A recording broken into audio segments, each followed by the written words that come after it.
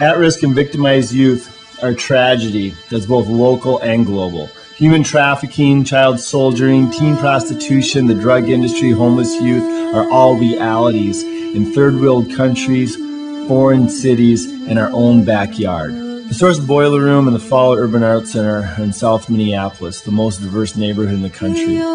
There's over 100 languages spoken within a mile and a half. We're across the street from Minneapolis College of Art and Design and the Art Institute, and there's homeless shelters within a few blocks in the city's largest free meal. Minnesota has given us Bob Dylan, Prince, and Garrison Keillor. Known as Minnesota Nice, it's produced the first Good Samaritan law. It also has the most foreign missionaries per capita. Amidst of that is Minneapolis, home of a couple thousand churches. Amidst all of that, there's a dark side. It has the world's largest porn sites, national statistics with teen prostitution, and thousands of homeless youth.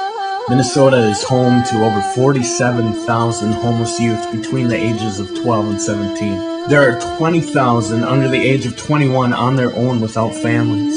This is significant because they don't have someone to protect them or show them how to access resources. In Minnesota, there are less than 70 shelter beds designated for homeless youth. Most of the homeless youth we meet would rather spend the night on the street than in a crowded shelter where they stand the chance of being victimized. So I started doing homeless youth outreach in 1995. And early on, we were faced with a situation where you do with a 19-year-old that wants to make a first-time commitment. But they're homeless, and a couple of Bible studies a week just didn't seem to cut it. Or a 20-year-old who wanted to rededicate their life, but they're living in a pretty dysfunctional situation as their roommates were the guys they started using drugs with when they were 12. Over the years, we've seen many different situations. Recently, we had one young man who was in shelters at the age of 15. At 17, he ended up giving his life to Christ. And his first Christmas, 4 months later, he was still in a shelter. He spent that first Christmas by having to leave at 7 a.m. in the morning when the shelter shut down. Rode on a bus for 8 hours to stay safe and stay warm. Then at 3 o'clock, he returned there. Our heart and our hope is to see the body of Christ come around homeless youth, come around prodigals and lambs, give them opportunity, give them a family, give them a place to make a break from the past and set a foundation for the future. Within the first 48 hours, a homeless youth hits the streets. They are usually propositioned by someone in the sex or drug industry.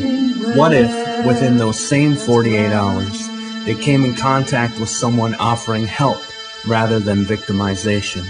What if they came in contact with someone offering them hope instead of preying on their fears? What if, in those same 48 hours, they were presented with positive alternatives and resources? What if, in those same 48 hours, the time when they are most vulnerable, they were introduced to the love of Christ before 48?